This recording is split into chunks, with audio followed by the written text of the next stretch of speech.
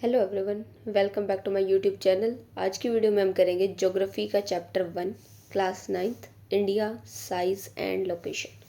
ठीक है, काफ़ी इजी चैप्टर है और काफ़ी इंपॉर्टेंट भी है क्योंकि इससे हमें एक तरह से बैकग्राउंड मिलेगा इंडिया का। ठीक है, तो लेट्स स्टार्ट। इंडिया मैंने अंडरलाइन करा, पहले अंडरलाइन कर रखा है तो वहीं से पढ़ेंगे। ठीक है, India is one of the ancient civilization in the world, यानी कि इंडिया जो सबसे ज़्यादा एंशिएंट सिविलाइजेशन में माना जाता है वर्ल्ड्स में।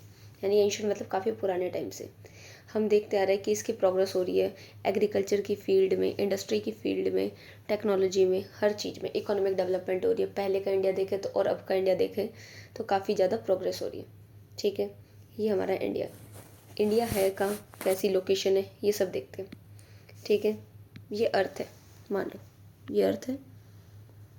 ठीक, अर्थ जो है अगर हम उसको एक इमेजिनरी लाइन होती है बिल्कुल जो सेंटर से जा रही होती है 0 डिग्री पे।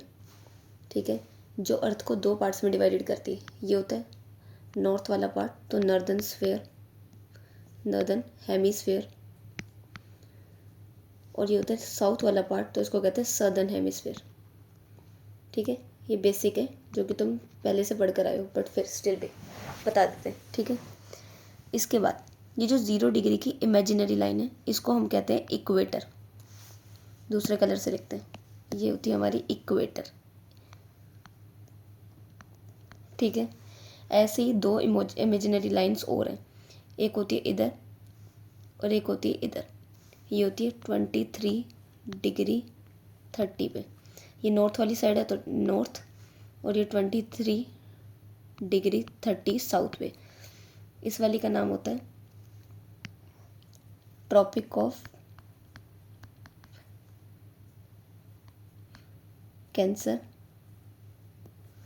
और इसका नाम होता है ट्रॉपिक ऑफ कैप्रिकॉर्न। ठीक है, ये इमेजिनरी है, असल में ऐसी कोई लाइंस नहीं है। ठीक है, सिर्फ लोकेशन जानने के लिए इमेजिनरी लाइंस बना रखी हैं। ठीक है, इसके बाद एक और होती है यहाँ पे और यहाँ पे, ये होती है 66 डिग्री हाफ पे। इसको कहते हैं, यहाँ पे पोल वाला एरिया आ जाता है तो ये नॉर्थ पोल क्योंकि नॉर्थ में, और यहाँ वाला आ जाता है साउथ पोल। ठीक, ये हमारे अर्थ का डिवीज़न हो गया। अब इंडिया का है, इंडिया जो है हमारा वो आता है नॉर्दर्न हेमिस्फीयर में, मतलब इंडिया आएगा इधर इस हिस्से में।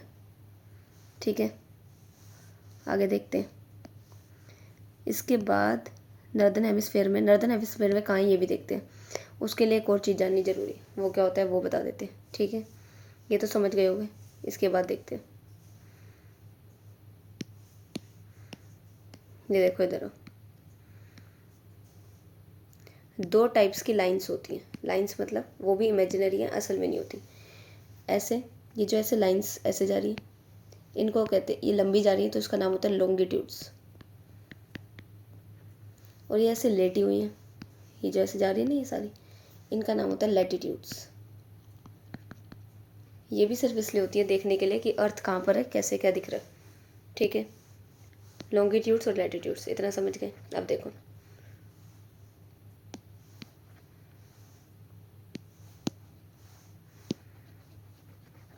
अब इंडिया की लोकेशन क्या है अर्थ में ये देखते हैं। ये हमारी अर्थ है जो कि पूरा हेमिस्फेयर तो नहीं होती, हमें पता है वो पूरा स्फेयर तो नहीं होती, थोड़ा सा बल्ज होता है ऊपर वाली साइड और नीचे वाली साइड, ऐसी शेप हो गई।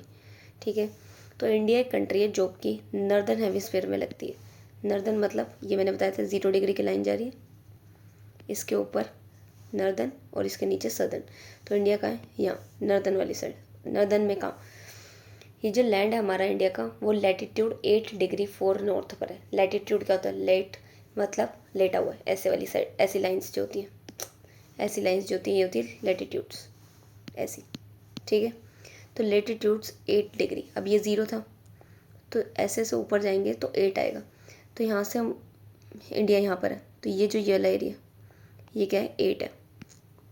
ठीक है, तो यहाँ पे 8 डिग्री नॉर्थ वाली साइड है क्योंकि नॉर्थ में ऑब्वियस सी बात है। एंड 37 डिग्री 6 नॉर्थ, 37 डिग्री मतलब ये वाला ऊपर वाला एरिया है, ये 37 डिग्री पे, इधर आके देखो ये अराउंड 37 है, और ये वाला कहाँ है अराउंड 8 डिग्री। ठीक है। तो इंडिया की लोकेशन लैटिट्यूड्स में देखा जाए तो 8 degree 4 north and 37 degree 6 north, ठीक है। लॉन्गिट्यूड्स, लॉन्गिट्यूड मतलब ऐसे जो लेटी हुई लंबी लाइन्स होती हैं ऐसे, ठीक है। इसमें इंडिया की लोकेशन कहाँ है, 68 डिग्री साउथ ईस्ट, ईस्ट और वेस्ट क्या भी है। 0 डिग्री एक यहाँ से शुरू होता है और एक ऐसे सेंटर से भी 0 डिग्री जाता है, ठीक है। इसके इस साइड जाएंगे तो वेस्ट और इस साइड जाएंगे तो ईस्ट। तो अपना कहाँ है 68 डिग्री साउथ ईस्ट, यानी कि इधर से 68 जाए, 60 ये रहा रफली ये रहा। तो ये जो लाइन है ये 68 डिग्री पे और 97 डिग्री 25 ये वाला एरिया 97 डिग्री 25 है। तो ये इंडिया का रफ सा स्केच हो गया कि इंडिया की लोकेशन का है लॉन्गिट्यूड्स और लैटिट्यूड्स के हिसाब से, ठीक है। तो देखिए इंडिया की लोकेशन है नॉर्दर्न हेमिस्फेयर में, लैटिट्यूड्स बता दिए, लॉन्गिट्यूड्स बता दिए। अगली बात मैंने भी बताया था ट्रॉपिक ऑफ कैंसर होती है ऊपर, तो the tropic of cancer divides the country into almost 2 equal parts, यानी कि ट्रॉपिक ऑफ कैंसर जो है इंडिया को 2 पार्ट्स में डिवाइड करती है। ट्रॉपिक ऑफ कैंसर कहाँ थी, वर्ल्ड मैप में देखा था, अभी बताया था ऊपर जाके कितने पे थी, यहाँ बताया था ना, ये रहा 23 डिग्री नॉर्थ। तो ये जो 23 डिग्री नॉर्थ वाला एरिया अराउंड यहाँ पे ये जा रहा है बिल्कुल सेंटर से इंडिया के, ये जा रहा है ना इंडिया, ये रहा इसके सेंटर से जा रहा है। तो the tropic of cancer passes India almost half में डिवाइड कर रही है, ठीक है। समझ आ गई बात। इसमें और भी क्या चीज़ें, अंडमान निकोबार आइलैंड्स लगते हैं और लक्षद्वीप आइलैंड लगते हैं, कहाँ पर, बे ऑफ बंगाल और अरेबियन सी में, ये क्या भी बताएंगे, ठीक है। इसके अलावा the southern most point of the Indian union, Indira point जो है वो डूब चुका था सुनामी के टाइम पे। इंडिया का एक सदर्न मोस्ट पॉइंट है। अगर मेनलैंड के हिसाब से देखा जाए, इंडिया का मैप दिखाते देखो ये रहा। अगर मेनलैंड के हिसाब से देखो, मेनलैंड मतलब होता है ये लैंड वाला एरिया सारा, अगर इसके हिसाब से देखें तो सदर्न पॉइंट होगा अपना ये, ठीक है। यानी कि कन्याकुमारी, कहते हैं ना कश्मीर टू कन्याकुमारी, तो ये अपना सदर्न है मेनलैंड के अकॉर्डिंग। लेकिन पूरे इंडिया का मेन सदर्न पॉइंट देखें तो ये लक्षद्वीप है, ये भी इंडिया का हिस्सा भी पड़ा था, और अंडमान एंड निकोबार भी इंडिया का हिस्सा है। तो इस हिसाब से देखें तो सबसे सदर्न पॉइंट यहाँ पर आ रहा है 6 डिग्री 45 पे, तो इसका नाम होता है इंदिरा पॉइंट। इंदिरा पॉइंट क्या है, सबसे सदर्न मोस्ट पॉइंट है इंडिया का, जो कि सुनामी आई थी 2004 में तो वो डूब चुका है, ठीक है। लेकिन लोकेशन क्या है, ये रही 6 डिग्री 45। तो अगर बोला जाए सदर्न मोस्ट मेनलैंड का बताओ तो 8 डिग्री होगा, और पूरे इंडिया का बताओ तो 6 डिग्री 45 होगा, ठीक है। नेक्स्ट अब पढ़ते हैं इंडिया का साइज़ क्या है। इंडिया का जो लैंड मास है, लैंड मास मतलब लैंड वाला एरिया, वो अप्रॉक्स 3.28 मिलियन स्क्वायर किलोमीटर है, ठीक। India's total area accounts for about 2.4% of the total geographical area, यानी कि दुनिया में जितना भी जोग्राफिकल एरिया उसका 2.4% इंडिया है, ठीक। आगे इंडिया जो है वो 7th largest country of the world है, 7th एरिया के अकॉर्डिंग 7th है। तो उससे 7th बड़ी कौन सी है, तो वो यहाँ पे दी है। सबसे बड़ी रशिया है, रशिया का है, देखते जाते साथ के साथ, रशिया का है, इधर है रशिया, ठीक। फिर Canada, USA, China, Brazil, Australia, India का है 7th नंबर पे, उससे बड़े 7 देश हैं। तुम्हें ये नहीं याद करना कि कितने फिगर्स हैं, बस ये याद करना है कि नाम क्या है, वो भी लाइन से, ठीक है। ये इंपॉर्टेंट क्वेश्चन बनता है। आगे चलते हैं। इंडिया जो है उसके नॉर्थ में देखा जाए तो यंग माउंटेन्स होते हैं, यंग नॉर्थ वेस्ट में, नॉर्थ ईस्ट में, यहाँ पे क्या है, माउंटेन्स है। नीचे से देखा जाए तो ओशन है। इंडिया जो काफ़ी वास्ट है, काफ़ी यूनिक कंट्री है। क्यों, देखो इंडिया में इतने पार्ट में तो क्या है, पहाड़ी है, यानी कि इतने में माउंटेन्स, ठीक। आगे यहाँ पे डेजर्ट भी है, यहाँ पे प्लेट्यूज भी हैं,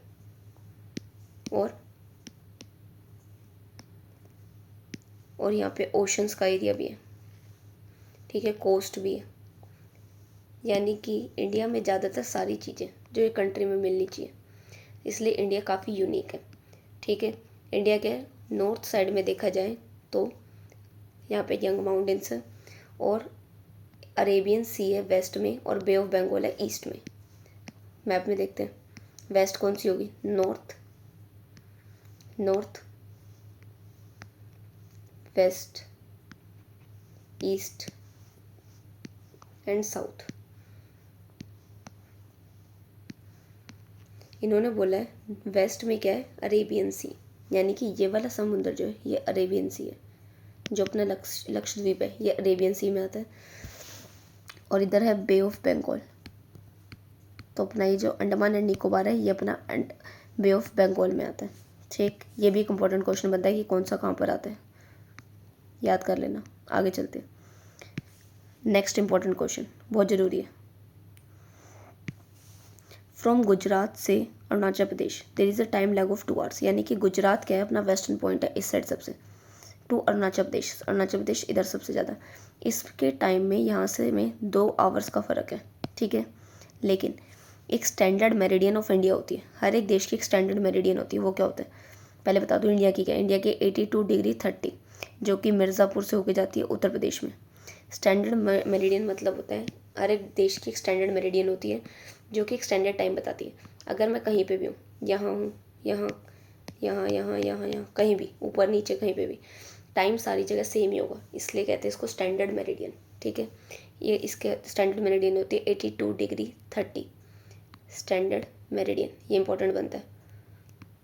ये पास करती है मिर्ज़ापुर से, मिर्ज़ापुर यानी कि यूपी से। ठीक है, कुछ कुछ स्टेट्स भी आते हैं कि स्टेट्स बताओ स्टैंडर्ड मेरिडियन कहाँ कहाँ से जाती है, तो आप वो मैप में देखना, पॉलिटिकल वाले मैप में, इसमें नहीं गिवन। ठीक है, तो उसमें चेक करना कहाँ कहाँ से स्टैंडर्ड मेरिडियन पास होती है।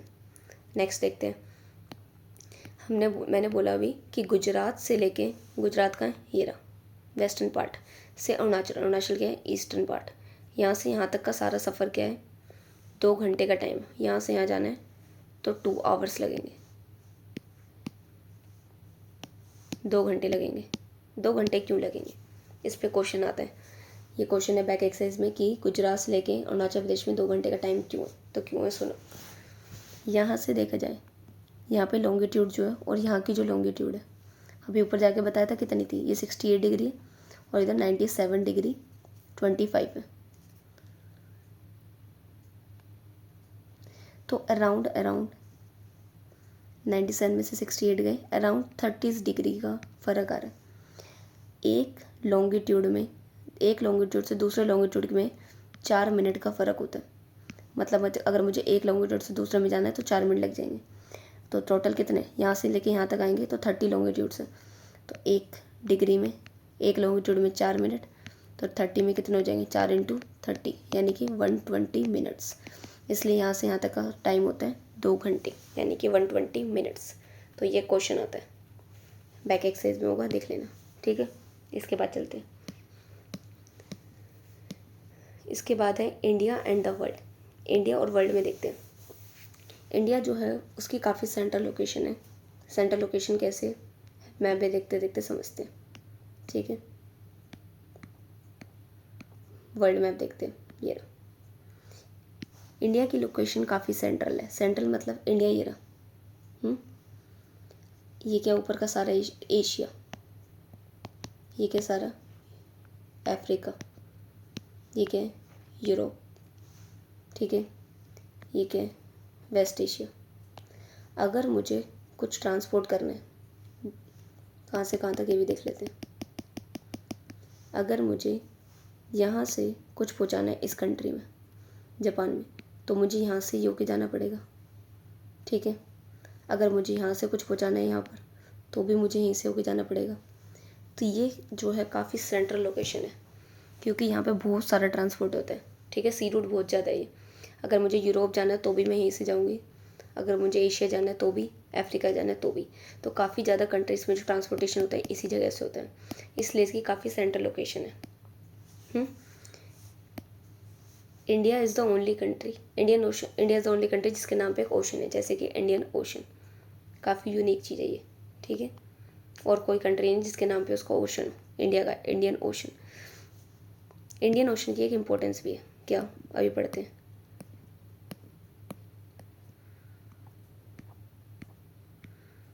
ये मैंने अंडरलाइन करा, पूरा सुनो। पहले के टाइम पे क्या होता था, अगर मुझे दूसरे कंट्री में जाना है तो मुझे जाना पड़ता माउंटेन्स के थ्रू। ठीक है, ये इंडिया है, काफ़ी बेकार बना। इंडिया है, मान लो ये इंडिया है। ठीक है, ऊपर वाली साइड क्या है, पहाड़ है। समुंदर से इतना रास्ता होता नहीं था, तो हमें कहाँ से जाना पड़ेगा, पहाड़ों से जाना पड़ेगा। ठीक है। तो पहाड़ों के पासेस से जाया करते थे पहले सब, लेकिन अब क्या हो रहा है, अब पासेस से नहीं जाते, अब क्या समुद्र से सी रूट मिल चुका है। ठीक, सी रूट का है। और सी रूट के क्या क्या फ़ायदे हुए वो हम पढ़ते हैं। 5 पॉइंट्स का क्वेश्चन आता है, ये भी बैक एक्सरसाइज में क्वेश्चन दिया है कि इंडियन ओशन की इंपॉर्टेंस बताओ। 5 पॉइंट्स या 4 पॉइंट्स पता होने चाहिए। तो वो क्या है, एक एक लाइन पढ़ेंगे और समझिए। These routes have contributed in the exchange of ideas and commodities since ancient times. Ancient time से यानी कि पुराने टाइम से ही क्या होता है, आइडियाज़ और कमोडिटीज़ इंडिया से आ जा रही है। ठीक है, इंडिया में कम्युनिटीज़ आते थे, लोग आते थे, यहाँ के विचार अपनाते थे, फिर दूसरे देश में चले जाते थे। तो यहाँ के विचार, यहाँ का धर्म भी है, काफ़ी चीज़ें यहाँ से दूसरे देशों में गई। तो इसकी एक इम्पोर्टेंस ही हो गई। Second, the ideas of Upanishads and the Ramayana, the stories of Panchatantra, the Indian numerals and the decimal system thus could reach many parts of the world. India में काफ़ी चीज़ें जैसे उपनिषद्स, इंडिया के उपनिषद्स, रामायण की कहानी, महाभारत की कहानी, पंचतंत्र की कहानियाँ। ठीक है, इंडियन न्यूमरल की खोज, जैसे कि ज़ीरो की खोज इंडिया ने करी है, डेसिमल की खोज इंडिया ने करी है।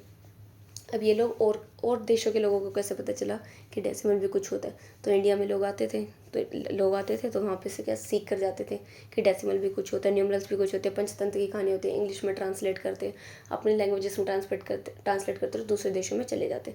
तो इससे क्या हुआ, इंडिया के विचार इधर से उधर गए। Third part, the spices, muslin and other merchandise were taken from India to different countries. India किसके लिए फेमस है सबसे ज़्यादा, स्पाइसिस के लिए, यानी कि मसालों के लिए। मसाले, मसलिन यानी कपड़ा होता है, मसलिन, ये सब क्या हुआ, इंडिया से और देशों तक पहुंचा। On the other hand, influence of Greek sculpture and the architectural styles of dome and minars from West Asia can be seen in different parts of our country. ये जो डोम्स जो आर्किटेक्चर होता है, डोम मतलब ऐसे जैसे ताजमहल की चोटी, ताजमहल नहीं तो ऐसे, या फिर कुतुब मीनार होता है ऐसे चोटी, ये क्या है, डोम्स और मीनार्स। डोम हो गया ये ताजमहल वाला, और कुतुब मीनार वाला हो गया मीनार। ये जो इंडियन ओरिजिन नहीं है, ये ग्रीक के, ग्रीक्स आए इधर, तो उनसे पता चला हमें कि कैसे कैसे स्टाइल्स होते हैं। तो आर्किटेक्चर स्टाइल्स जो है हमारा, वो वेस्ट एशिया से लिए गए, वेस्ट मतलब इस साइड से। ठीक है, तो ये हमारी इंपॉर्टेंस है, ये बनता है हमारा 5 नंबर का क्वेश्चन कि इंडियन ओशन की इंपॉर्टेंस बताओ। क्लियर है। नेक्स्ट क्वेश्चन, नेक्स्ट टॉपिक है इंडिया के नेबर्स। इंडिया के नेबर्स क्या हैं, अब हमें पता है इंडिया में कितने स्टेट्स हैं, 28 स्टेट्स एंड 8 यूनियन टेरिटरीज। ठीक है, ये तो हो गया, तो फैक्चुअली था। आगे चलते हैं, इंडिया के नेबर कंट्रीज़ देखते हैं, तो लोकेशन के हिसाब से ही देखेंगे। ये रहा इंडिया। अगर नॉर्थ वेस्ट में देखें, ये नॉर्थ है, ये वेस्ट, ये ईस्ट और ये साउथ। नॉर्थ वेस्ट मतलब नॉर्थ और वेस्ट के इधर वाला एरिया। तो नॉर्थ वेस्ट में इंडिया का नेबर है पाकिस्तान। ठीक है, नॉर्थ में इंडिया का नेबर है चाइना, नेपाल, और नॉर्थ ईस्ट में भूटान, बांग्लादेश, म्यांमार। ये सब क्या हैं, इंडिया की नेबर कंट्रीज़ हैं। ओके, इसके अलावा अफ़गानिस्तान से भी थोड़ा सा बॉर्डर शेयर होता है, ये रहा, तो ये भी हो गए। ये हो गए नॉर्थ में, नॉर्थ वेस्ट में और नॉर्थ ईस्ट में। इसके अलावा साउथ में देखें, तो साउथ में इंडिया का नेबर कौन है, 2 आइलैंड कंट्रीज़ हैं, जैसे कि श्रीलंका और मालदीव्स। ये दोनों क्या हैं, इंडिया के नेबर्स हैं। लक्षद्वीप और अंडमान और निकोबार तो इंडिया के हिस्से हैं। ठीक है, तो ये 2 क्या है, 2 और नेबर्स हैं, तो हमें नेबर्स पता होने चाहिए। ये जो इंडिया है और श्रीलंका है, ये दोनों ये श्रीलंका आइलैंड है, तो इंडिया और श्रीलंका को एक चीज़ डिवाइड करते हैं यहाँ पे, उसका नाम है, कोई राम सेतु मत कहना, इसका नाम है पाक स्ट्रेट। कल्चरल नाम राम सेतु है, पर असल में इसको इंग्लिश नाम इसका पाक स्ट्रेट है, और एक और नाम है गल्फ ऑफ मन्नार। ये 2 नाम से डिवाइड करते हैं इसको, तो ये याद कर लेना, ये भी काफ़ी इंपॉर्टेंट है। ठीक है, इसके अलावा क्वेश्चन ये भी बनता है कि ट्रॉपिक ऑफ कैंसर जो इंडिया को डिवाइड करते हैं, ये किस किस स्टेट से होके जाते हैं, तो इसके नाम याद करना, गुजरात, थोड़ा सा यहाँ से भी जा रहा है, राजस्थान से जा रहा है, थोड़ी लाइन हटा दो, रुको, गुजरात, राजस्थान, मध्य प्रदेश, छत्तीसगढ़, झारखंड, वेस्ट बंगाल, त्रिपुरा और मिज़ोरम। ये सारी स्टेट्स याद होनी चाहिए। 1 2 3 4 5 6 7 स्टेट से जा रही है हमारी वाली लाइन। और एक और क्या थी, स्टैंडर्ड मेरिडियन, वो भी देख लेना, 82 डिग्री कहाँ से जा रही, वो भी इम्पोर्टेंट है। ठीक, इसके अलावा और कुछ एज सच चैप्टर में है नहीं, मैंने अंडरलाइन कर रखा है, यही सब इम्पोर्टेंट है, आप लोग भी अंडरलाइन कर सकते हो। That's it. अगर समझ आया हो तो सब्सक्राइब ज़रूर करें।